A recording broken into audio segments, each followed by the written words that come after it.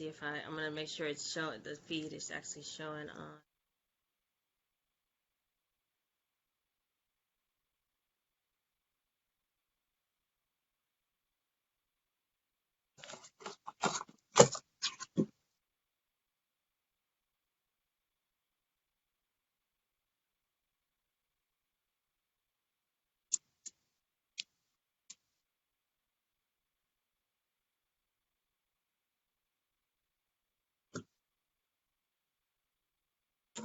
Okay.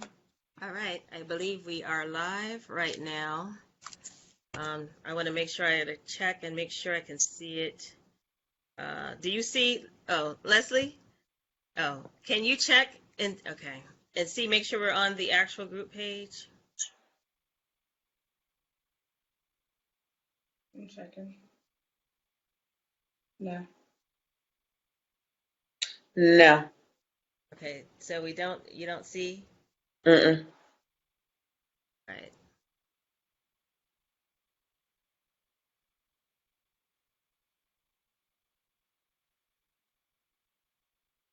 just worked. Okay, let me start over one more time.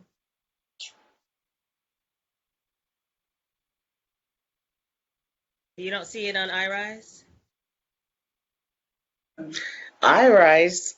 Yeah, not on Family, on iRise. Yes. Yes. Okay, good. Okay, all right. See it, but you sure you see it? Yes. All Yes. right. Okay. All right. Good evening. This is Georgette Dilworth. I am the creator and founder of iRise. Tonight, I have Miss Wanda Johnson. And Miss Wanda Johnson is the mother of, can you hear me, Wanda? Yes, I can. Okay, good. She is the mother of Oscar Grant. And for those of you who did see the movie Fruitvale, you know the story. I think we all heard it in the news. He was a 22-year-old black male. He was on the BART on New Year's Eve, and I'm going off of what I saw, of course, from the movie. And then Wanda, you can go ahead and chime in. I guess there was a incident on the actual BART, and from there, that's where the situation occurred. And before I go into all that, let me just first introduce you, Wanda. Do you want to say anything before we get started with the whole conversation? No, I'm Wanda Johnson, the mother of Oscar Grant, who was killed on January 1st, 2009 by a Fruitvale, a Bart Police Officer at the Fruitvale BART station in Oakland, California. Okay. And I want to go back to even before all of this occurred. Can we talk about, because I'm going off of the movie, when he, I guess, told you he was going to go out on New Year's Eve, did you have any kind of feeling that he should stay home or something wasn't right? Or did it just feel like another normal day? So actually, we were celebrating my birthday. My birthday is December 31st. Okay. And he had brought some crabs over. I had made a gumbo. Okay. And we were sitting eating gumbo with him, his fiance at the time, and his daughter, their daughter. Okay. And he and her, Sofina, was going to go to San Francisco. And he told me that they were going to drive over to San Francisco to watch the fireworks come in. I instructed him to take Bart because I felt that it would be safer for him to take Bart. This way, he wouldn't, you know, there's drunk drivers out there and maybe he would be drinking himself. He was old enough to. And so I instructed him to take Bart. And he was like, no, Mom, I'm going to just go ahead and drive. And I said, no, Oscar, you're just going to take Bart. And so he says, all right, we'll take Bart. And so we were sitting here and his daughter was like, she did not want him to go. Right. He actually paid her $1 to let him go and told her that he would take her the next day to Chuck E. Cheese Okay. because she let him go. Okay. And so he went ahead and took Bart as I instructed him to. Never, to answer your question, never did I think that I would receive a phone call that he had been shot, and not only shot, but shot by an officer who we pay with our tax dollars and who's hired to protect and serve. Okay.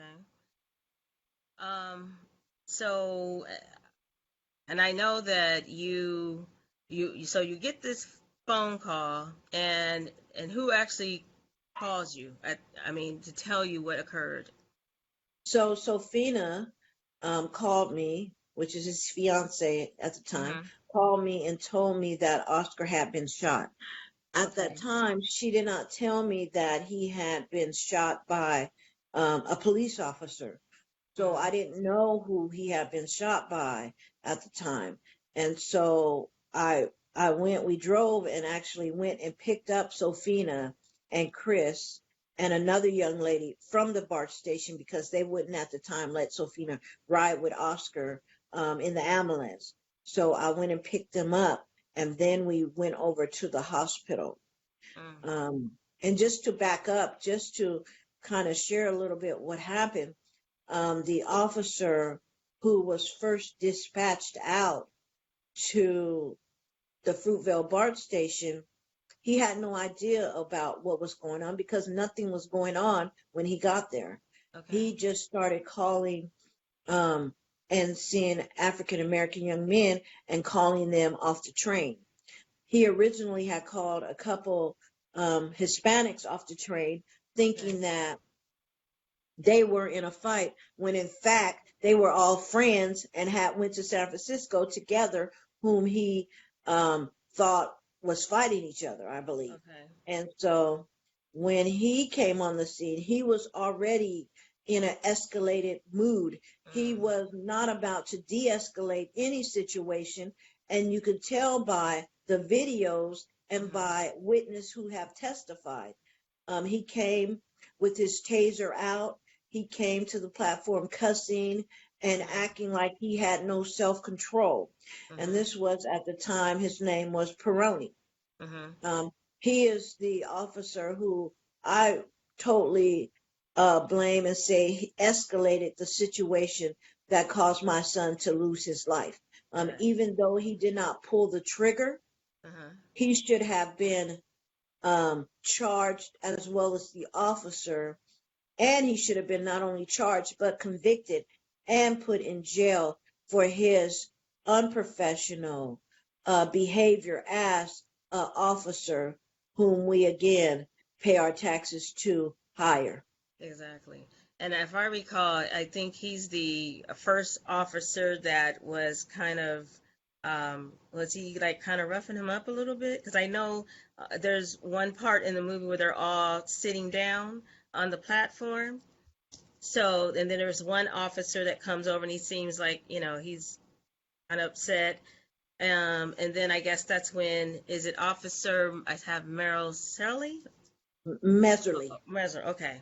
So, So, go ahead. so when he came with Officer Peroni at the time, came with his taser out, cussing and going back and forth at the train, he started ordering the young men to get off of the train and get against the wall. So several of the young men that he instructed to do that got off the train and got against the wall. When Oscar and several of the other young men was against the wall, he instructed one of Oscar's friends named Mike to get off the train. And when Mike got off the train, Mike has dreadlocks.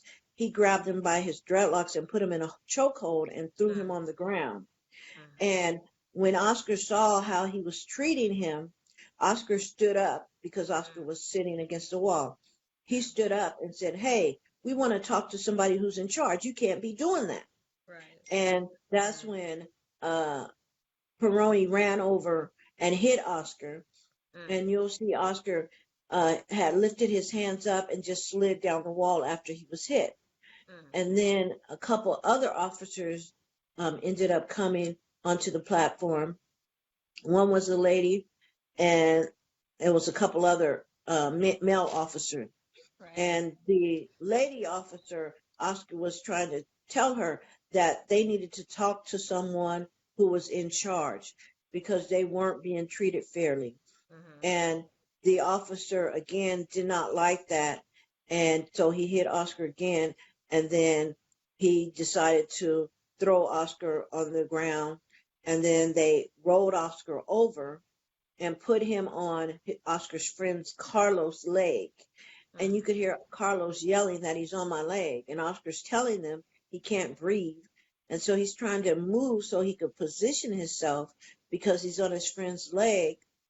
And the other officer is on his neck. And the other officer, Peroni, is about, I want to say, he has to be about 290, maybe 300 pounds, probably about 6 feet tall. And Oscar's only about 160 pounds, 165 pounds, if that, Mm-hmm. and about 5'8". So Oscar, suffered with asthma, all his life. And so he's trying to tell them he can't breathe while this officer is on his neck area and the other officer is on his feet area. Mm-hmm. And so, and I think I kind of missed a couple parts where the officer who ended up killing Oscar had been pointing his taser at Oscar and the other young men. And Oscar's last picture of the officer was with his taser pointed at Oscar. And so when Oscar was pinned down, the officer who shot and killed him stood up and shot and killed Oscar, shot Oscar in the back. And when Oscar passed at the hospital, the first thing the officer tried to say was he thought Oscar was going for a gun. Then he said that Oscar was resisting arrest. And then he ended up saying that he didn't know his taser from his gun. He had gun confusion, taser confusion. But yet the last picture Oscar has is him with his taser pointed out. And then not even 5 minutes, he forgot where his taser and where his guns were. Wow. And this is, of course, the other men giving you account of everything that occurred. So, so you go to the hospital, and I mean, at that point when you went there, did you already know that, he was still alive at that point, right? Or was he? He was still alive at the point when I got to the hospital. When I got to the hospital, several of his friends who weren't detained, because some of the young men that was on the platform was detained, the other young men that were there, and a few parents had told me, what happened, because I still really didn't know what happened. Why this officer who we hire had shot my son. And so I talked to them, and then we prayed, and I went to the chapel, and I came back and was wanted to see Oscar. And they first told me no, that I couldn't see him. So they had 2 Bart police officers sitting by his door saying that I couldn't see him. And I said, no, you shot my son. I'm going to see him. You're going to let me in that room. The actual officer that shot him was there? Or was No. the other? Okay, okay. It was a different officer. It was 2 different officers. Yeah. So they tell And you. so that I can't go in to see my son. And anyway, so they ended up letting me see him. Me and my sister went in to see him, and of course he was hooked up to all kind of machines. The doctor said that the more he the more transfusions that he give him, the faster the blood is running out everywhere. And so they asked me, we left the room for a minute. I went back to the chapel. And by the time I was at the chapel for a few minutes, one of the nurses came and ran to me and came and said I needed to hurry up and come. And when I got into the room, they was trying to save him, but was unsuccessful at saving him.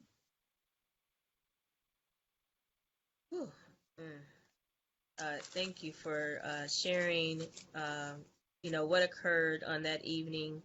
As a mother, we don't know what can happen from day to day. So, sorry, excuse me. We don't know. And just to hear your story, I mean, it's like I I wanted you to be able to speak because, this is happening to our youth every single day. And, it's like how do we get to a point where we can actually stop it? I mean, because, you know, as mothers, that's what we want. We want our boys to be successful. We want to see them grow up, but I mean, it's like, how do we ensure they're safe? I know that after everything occurred, you decided to work with other women, correct? That is correct. Okay. Sorry. Um, can you tell us what occurred from, I guess, the time you left the hospital to, uh, after that? What went on in your mind? What did you experience? What did you go through? And did you have a lot of support from people in the church and the community? Tell us, um, what was your healing process like? Okay. So what I went through, and if I had a lot of support to answer all of those questions, first, after my son was pronounced dead, Hmm. I had to really come to that realization that he would no longer be with me. I had to come to the place where now we have to set up funeral arrangements. Hmm. We have to work at what he's going to wear in the casket, pick out a casket, all those things that we're never prepared for. Exactly. Um, and so in that process, first I had to wake up from the initial shock, Right. the initial frozenness in time, Hmm. and stop blaming myself for a period of time, Right. because at first I blamed myself because I instructed Oscar Hmm. to take the BART, Right. and he followed my instructions and lost his life. And Exactly. so I had to deal with, what if I wouldn't have told him to take BART? Maybe I should have just let him drive. Maybe he would Exactly. still be here. And so the enemy really tried to torment me with Hmm. a guilt that it was my fault that my son had died because, or was killed because I instructed him to go in the Exactly. first place to take Bart. Hmm. And now he's not here. And Hmm. so I had to deal with that, as well as trying to get everything together for the funeral. Um, I thank God for my mother and, my sister and God sisters and all those who was right here who helped. My God sister helped write the program because I couldn't even write his right birth date. Exactly. I was so distraught. And so, just under um, stressful grief, emotional grief. Exactly. Right. And so my mother and my God sister, I call her, um, helped me through the process of getting things in order to prepare to have a funeral. Um, and so we had the funeral, and many members of the community whom I didn't know and Hmm. who really saw the injustice of what happened, Hmm. came out to support uh, me during this process. I'm so grateful, for the community that saw the injustice of what happened with my son and did not let it go. They could Exactly. have went back to work the Hmm. next day, business as usual, but they took to protesting.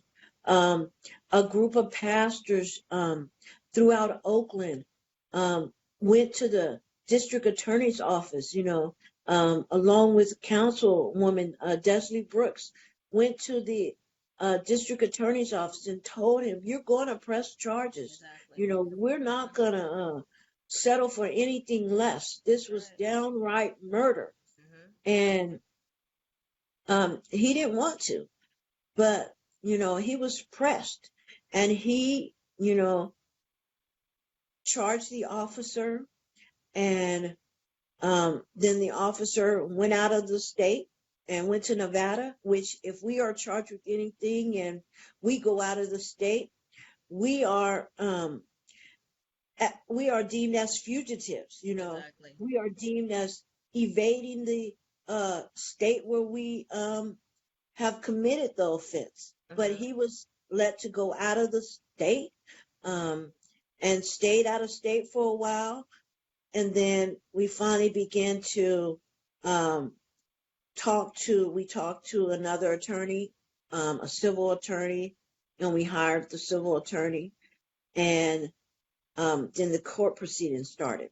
But had it not been for the community who stood with us and prayed with us and supported us, and those citizens who took pictures, who took videotapes of the incident, had they not done that, I probably wouldn't even be talking to you today, Georgette, because officers will spin it however they want to spin it. Exactly. And this could not be spent that way because there was 5 different video cameras from different angles and cell phone footage that had what happened on it and could show and did show the world the killing of my son. Right. So now you're going to court. Is he actually present, the officer, or is it just you there? I mean, is the officer actually in the courtroom as you're attending every day? When we went to LA, the officer was. When we was here in in Oakland area, he was not there all the time. Okay. When they argued to have it moved 400 miles away from us, Right. and they won that argument, Mm-hmm. when we started going to court in LA, he was Mm-hmm. there. And it was a process of the whole judicial system that needs to be overturned.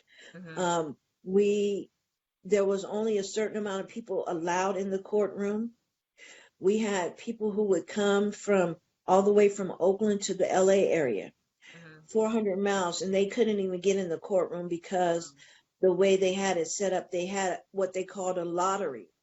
So each morning, people would have to be out standing in line and get a lottery ticket. And if their number was drawn, they would be able to go into the courtroom. And so the judge who presided, Judge Robert Perry, he saw protesters outside, and he said that he would make the trial last for 5 years if we didn't tell those protesters not to stop protesting. Now this And is the judge. this is the judge. And so we kind of knew already that we weren't going to be favorable as good as we could. We knew that the judge already was siding with the police. Mm-hmm. We knew for several reasons. When people would testify from our side, if they started crying or showing any emotions, the judge would say we need to break, and he would end it so that the jurors couldn't see. And even going back to the jurors, we had no African American jurors on the jury.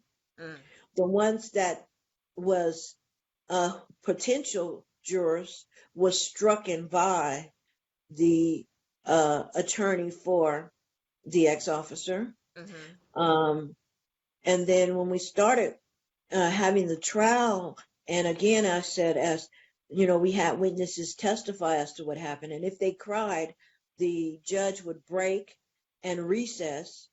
But when the ex-officer got on the stand, he got to cry the whole time. as long as he wanted. And so we knew that we had a fight. We knew that we weren't going to get the justice that we was really entitled to.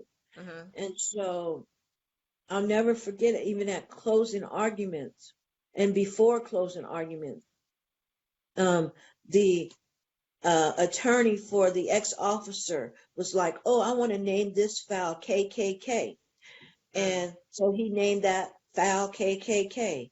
And then when our attorney would talk, and the judge would tell him to lower your voice, but the other attorney for the ex-officer, he could yell and he would do all kind of theatrics, and the judge allowed the whole thing in.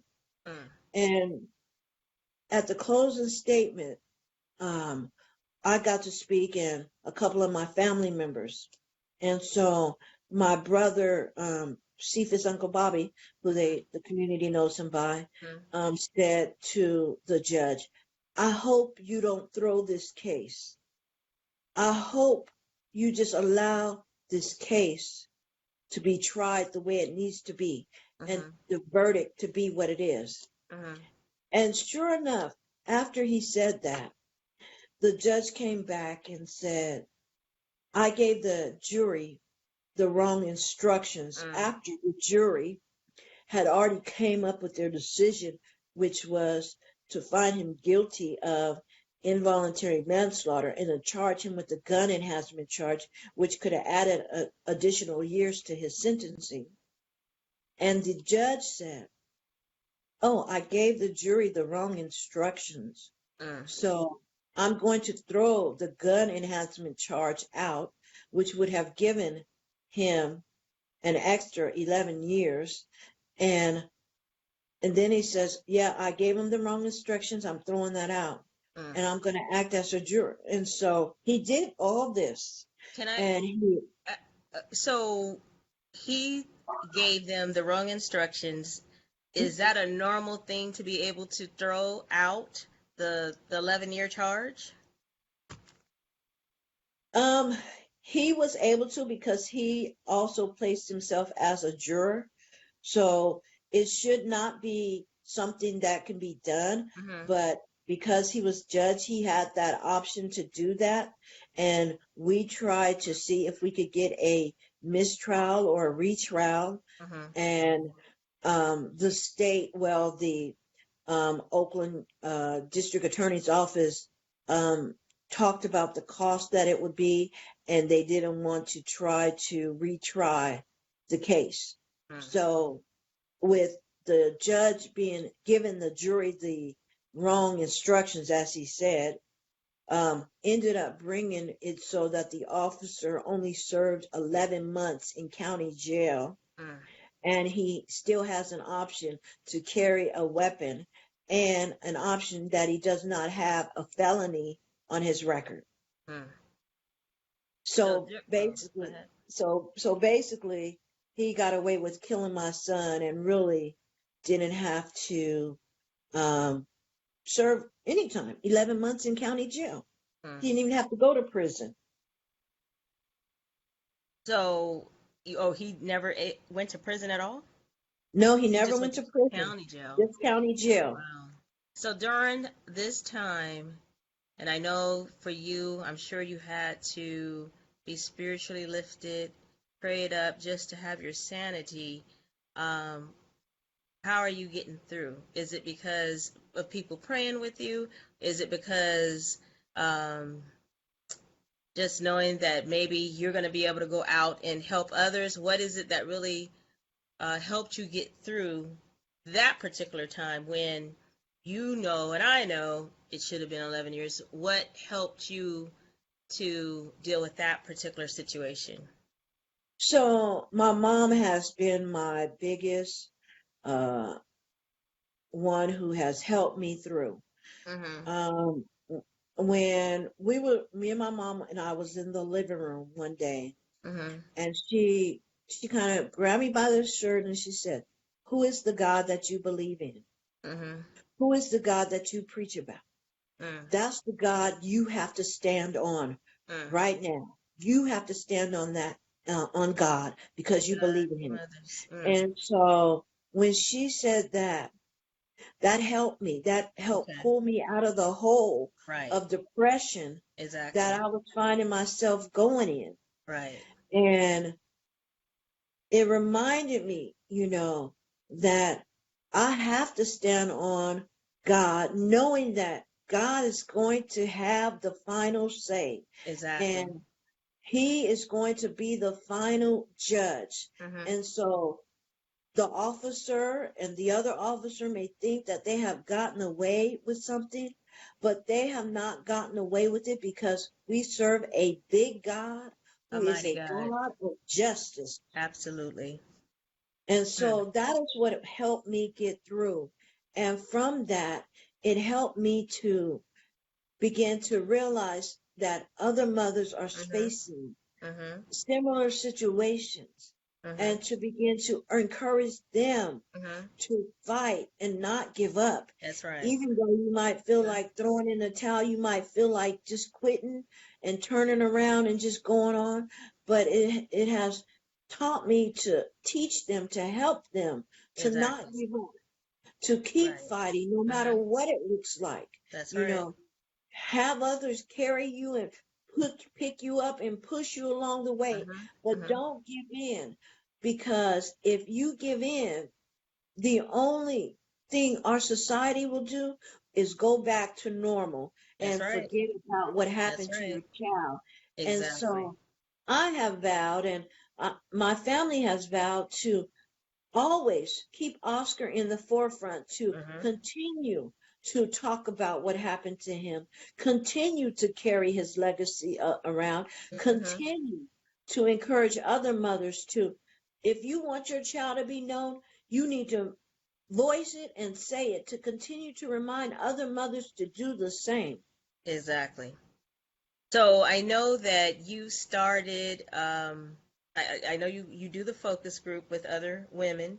What is it that made you go to? I know you went to Congress to talk to them about changing, I guess, policies and laws. When you went to Congress, did you go by yourself? Did you go with a group of other mothers? Can you tell us about that particular process that you went through to get there? So I actually went with a group of other mothers from all over the different states who have lost their children by way of Mhm. gun violence at the hands of Mhm. police. Mhm. Our focus was to, number one, heighten, to let our society know that this is occurring, Mhm. and to work to bring accountability, Exactly. because right now officers really they really face no accountability for their Mhm. actions. Mhm. And all of us mothers who were sitting at the table, um, probably with the exception of me, um, the officer who killed their children has never been charged. Mm. They were found not guilty, an acquittal, and so their child lost their life, and the officers, many of them were promoted. Mm. Some of the officers, not only killed that mother's child, but has killed other mothers' children, the same Mhm. officer. Mhm. And so we went there to talk about, to talk with first the Obama administration about the senseless killings that African American young men are facing, along with brown men. And we want officers held accountable. And so we met with them several times. I've met with them out in San Francisco as well, Okay. a few years ago, trying to see if we could get some laws implemented, Mhm. um, and changed so that officers can be held accountable for their actions. Mhm. One of the things that we learned from those meetings is that the Bill of Rights that we as citizens face Mhm. is a different Bill of Rights than what the officers face. Mhm. So Mhm.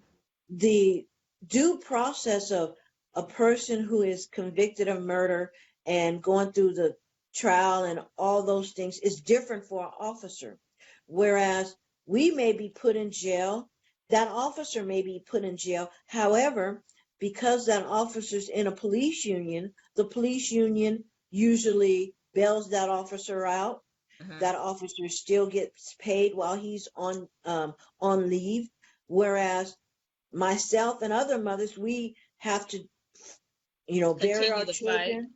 We have Okay. to, get the funds to bury the child and to go Exactly. on with life. And Mhm. there's no sense of financial loss for the officer because he's Right. paid the whole time. Where there is a financial loss for those mothers and myself who have lost our children. Exactly. And so we talked about ways that this that the government, Congress can come up with to begin to hold officers accountable for Accountable. their actions. Mhm. And that is an ongoing fight. Still 10 years later, we're Wow. still trying Mhm. to get our system to change how it's handling the police who have been charged or the police who have killed citizens. And so one of the things that we know is that there is more training for officers needed. Mhm. They need to be forced, and they before you can even become an officer, they need to have some kind of college degree because there are some states where you don't even need a college degree. All you need is a Exactly. GED to Right. become an officer. And Right. so it takes longer to become a Barbara than it does an officer, Mm. right? So we're Right. saying that an officer needs to get some college to get a degree in psychology, sociology, physiology, something with the mind study, okay? Mhm. Mhm. Because that way, after they've studied, in the sciences of behavior science, they may differently handle the situations when they encounter situations such as my son. Correct. Instead of escalating, learn the de-escalation tactics. Instead Exactly. of shooting to kill, not in my son's case because my son wasn't doing anything, so Right. he didn't have to pull out a gun at all, Mhm. nor a taser. But in those situations where they face some encounters with people, instead of killing them, try a different method of de-escalation, Exactly. de-escalating the Right. situation versus So killing. so so you presented this to Congress, and it's been a 10-year, I guess 10-year back and forth struggle trying to get those policies and laws changed. Are you starting to see any improvements, or has anything changed since you started working with other mothers wanting to basically change the laws for the officers? Have you seen any changes at all?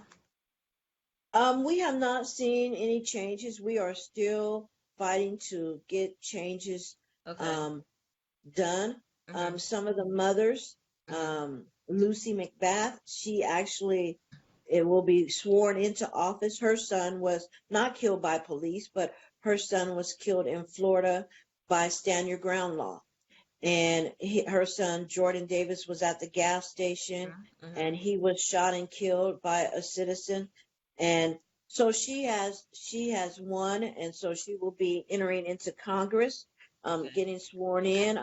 Another mother, Michael Brown's mother, she's running for city council. Mhm. And so we, as mothers, we've decided that we have to Be uh, active. work with our Congress, Mhm. Congress Right. leaders and city councils to make sure change is implemented and Exactly. to let them know that we have not forgotten about Right. our children, and we're not going to let you forget about our children Exactly. That's either. right.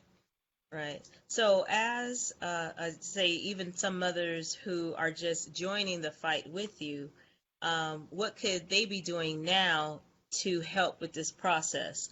Like, say, if I decided I want to join you in this fight against what's happening out on the streets, what can we all be doing? Because I know sometimes people react after a situation has occurred. What can people be doing now? So one of the things that I always tell groups to do now, especially if you're mothers and you have African American young men. Right. You have to teach them to, number one, submit even though they may be in the right. Mm-hmm. And the reason why we say submit to what the officer is saying is because we want you to get home safe. We Exactly. do not Mm-hmm. want you to lose your life, even though you may be right in the situation. We want you to come home and share that information with your parents and let your parents help you Mm-hmm. handle it the next day. Mm-hmm. Because all we care about is your safety. We don't That's right. want That's right. to lose you. And Okay. so we teach that.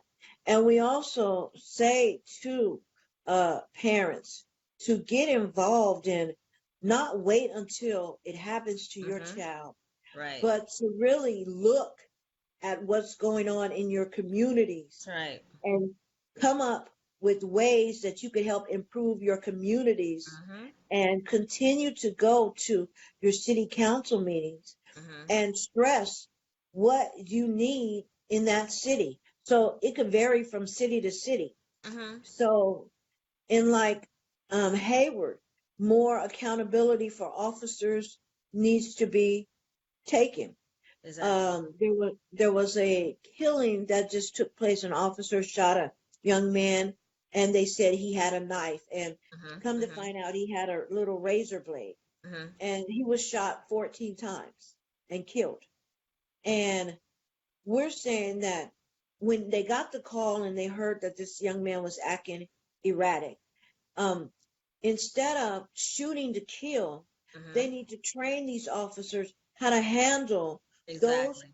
people Mm-hmm. who have mental challenges, because Exactly. we're finding too many people are having mental challenges and the officers are killing them.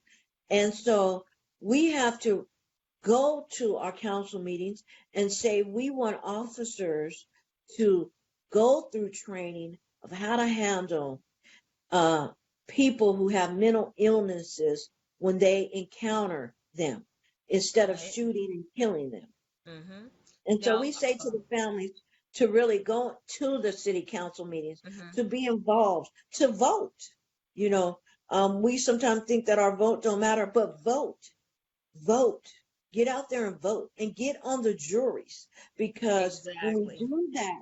when we do that, that's when we could begin to change Mm-hmm. some of the ways that um, officers who are killing people and getting away with it. When That's we begin to exactly. stand up and get involved more, we'll begin to change it. Exactly. I have couple questions. Um, okay, I think you answered, but my daughter asked Destiny, has this case made any changes in our justice system?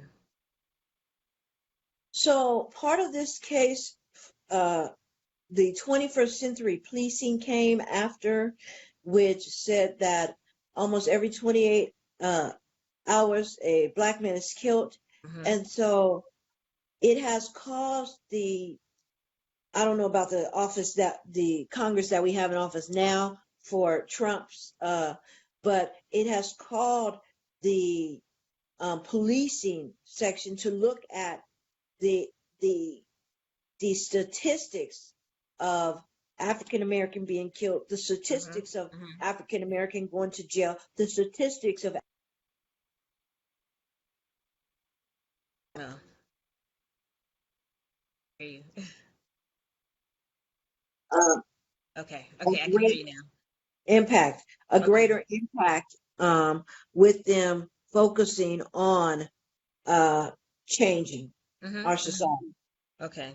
I'm gonna go and see if there's any other questions.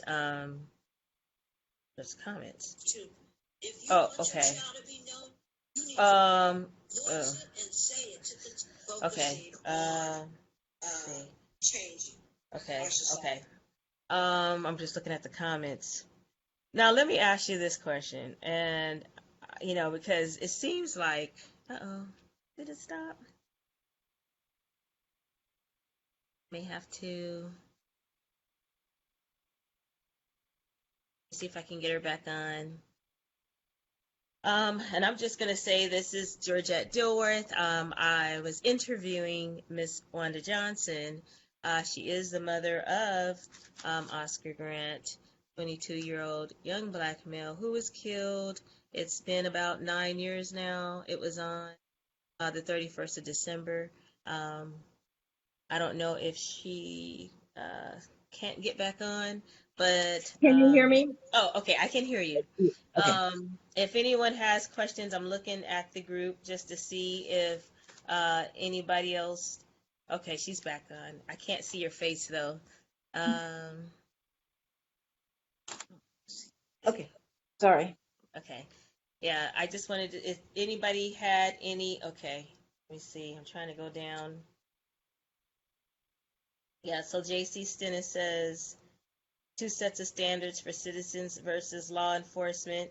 They need cultural and diversity training. Um, I'm gonna say this because I see what happens every single day. I do try to talk about many issues in my forum, um, and I always come back to how do we really stop this from happening, or how can we ensure that if an officer does commit this type of act, that they are held accountable.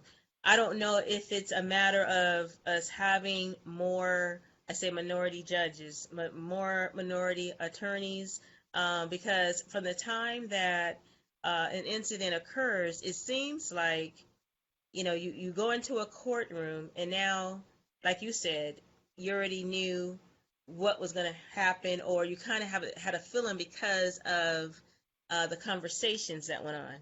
And so I think, and I'm just saying, I feel like I think we need to be looking at also trying to become judges, become attorneys, so that we are on a more of a equal playing field, because we can continue to we try and change laws and policies, but and I'll be honest, and before we even spoke this evening, and my father always told me to be an attorney.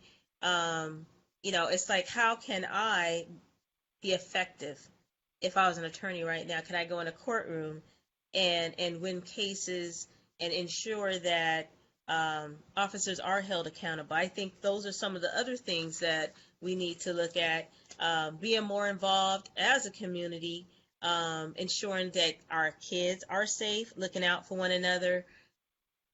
It's so many different things that I think about, but to hear you talk, it seems as if you are doing what mothers should be doing to ensure that our kids are safe. But we don't know what can happen from day to day. We go off of some incident occurs, and now we're put in a position to where now we're making changes. It would be great if more people, if more churches, if more people in the community are starting now instead of waiting till things happen. So I truly thank you for allowing me to speak with you. I did watch Fruitvale, and I do know Beachy. So, when everything occurred, I mean, as a mother, your thoughts are, how do we keep our kids safe? At the end of the day, how do we keep them safe? If these type of issues are continuing, the issue right now to me is, how do we make the officers accountable? So I think that's going to be a discussion I'm going to have later in the forum, because this is, to me, it's just like continuing, and it's like you have so many people, they're at a loss as to what do you do, because we see the young man who was in a car, and he didn't even do anything, and he was shot. So I think I would love to join you all in what you're doing to see how we can be effective in changing, like you said, the policies, the laws, and ensuring that it actually does happen. you know as a mother, you shouldn't have to be going 5 and 10 years to get justice. So how do we really look at more swifter justice and accountability for the things that are going on in our blighted communities. So I'm going to look really fast to see if I have any more questions. Warren McCrae, he says you've done an amazing job fighting for justice. Uh, my sister Deborah said, do you ever show them how white people are treated versus people of color? Like when you went to speak to Congress, did that ever come up? The difference or the disparity of treatment and how the different races are portrayed in the media, how they're handled. Did you guys actually discuss that? Oh, absolutely. And one of the things that we shared is when there is an incident for an African American young man and he's killed by the police, Mm-hmm. the African American man is made to be a thug. He's Mm-hmm. made to be just as worse as anything you could think of is Mm-hmm. what he's made to be. And Right. when it's a Caucasian person, um, he's a good boy. He was lovable. There's no negative.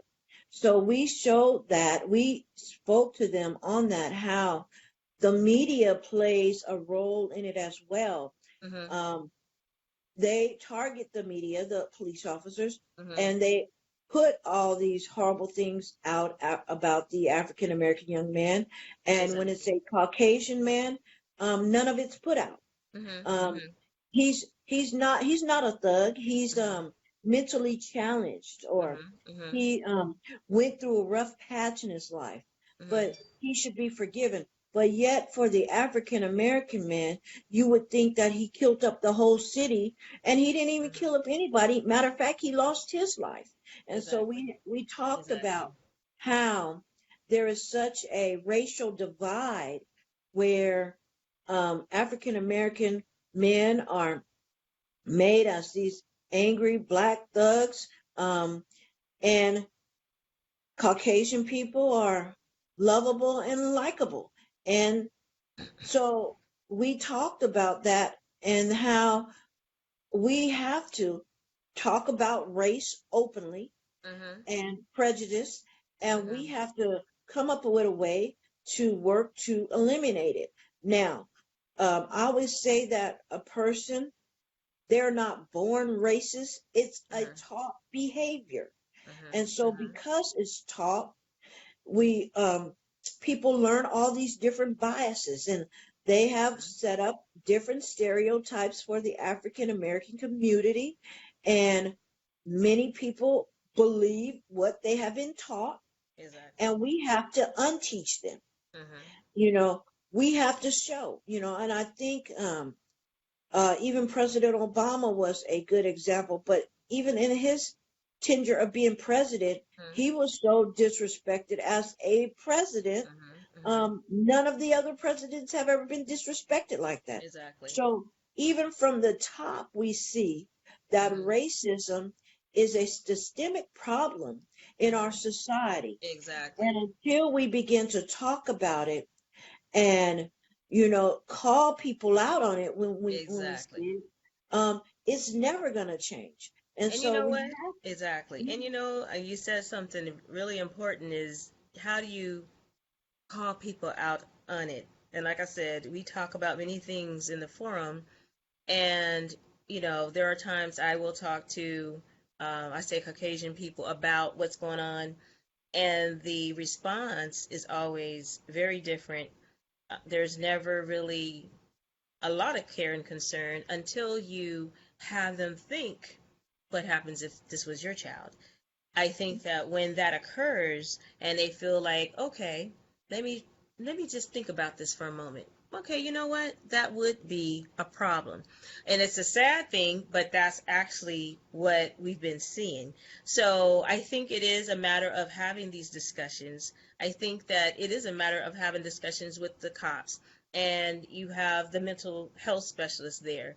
And these conversations have to take place so that we can ensure our kids are safe. So I do have a couple other, and I know, questions. JC wants to know, have you written a book? I have not written a book. I have several pages wrote out for the book, but Okay. I have not put Yeah. it together yet. Yeah, I was supposed to write a book this year too. Let's see. Okay. Warren says, continue to vote in local elections. Uh, Blacks don't always come out to vote. We have to gain more media support, and vote bad judges out, um, and educating our children. There is someone who said, what would you tell Black fathers to tell their sons if they get stopped by the police? I would tell Black fathers to tell their sons to put their hands on the steering wheels, to follow the instructions of the officer. Mm-hmm. The goal is to get home Stay safe. alive. Exactly. That's the goal, to get home Exactly. safe, be alive, Mm-hmm. to respect the officers, even if you know the officer is wrong, Mm-hmm. even if the officer calls you out of your name. That's right.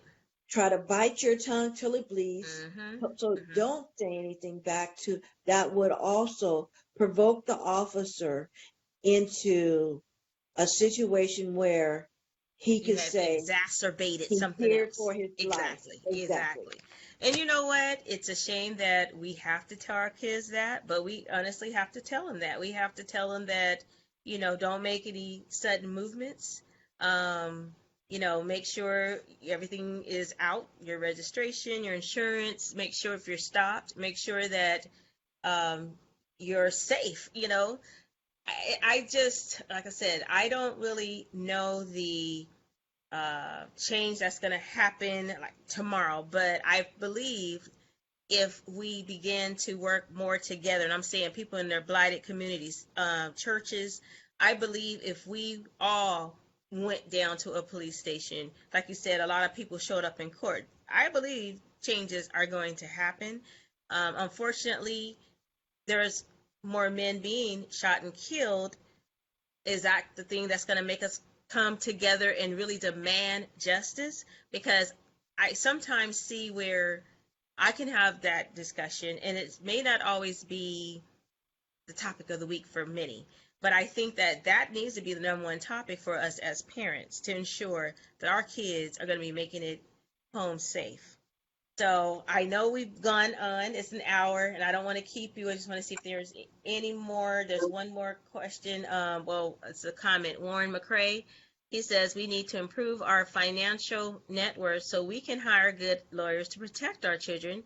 We need to have, I don't want to say that part, FBI infiltrate the police forces to expose racist precincts. There's a lot of things that we can say as people that we should do, but we're going to actually have to do it. So, I like I said once again, I thank you for taking the time to speak with me tonight. It was really important that your voice is heard and people know what happens in these situations. How do you really be able to go out and make changes? Because, there's, I'm sure, many parents who've gone through what you've gone through and don't even know where do they go from here. We need to also have listing of attorneys that can help us, civil rights activists. So with that being said, if you have any last words that you want to say, I know you have an event coming out. Is it in March? We have an event January 1st at the Okay. Fruitvale BART station. It'll be the Okay. 10th year. Okay. We have an event January 5th, which will be a breakfast, a prayer Okay. breakfast. And then we have the 10th year gala, the Oscar Grant Legacy Weekend, starting March 22nd through the 24th. And we expect to have some dynamite speakers. We have Yolanda Adams, 5-time Grammy Award winning artist, who will be our guest soloist. We expect people from all over the states to come. Exactly. Okay. And did you have anything else you wanted to say before we end this? I just want to remind you that this race and the will of justice turns slowly, but we have to keep on fighting. We have to keep on encouraging one another to keep pressing until we see a change come. And it reminds me so much of the very thing that Martin Luther King said, that in his dream that he had a dream that one day that people would come together. Mhm. And he maybe did not live to see that dream, Mhm. but we must understand that what we are seeing and what we see needing to change, it can happen. We Mhm. just have to believe, and we have to keep pressing Mhm. towards ensuring that it comes to pass. And I Exactly. thank you for And I this thank you. opportunity. Thank you. Okay, and I'm going to call you after this. Just let Okay. me end this. Hold on just a minute.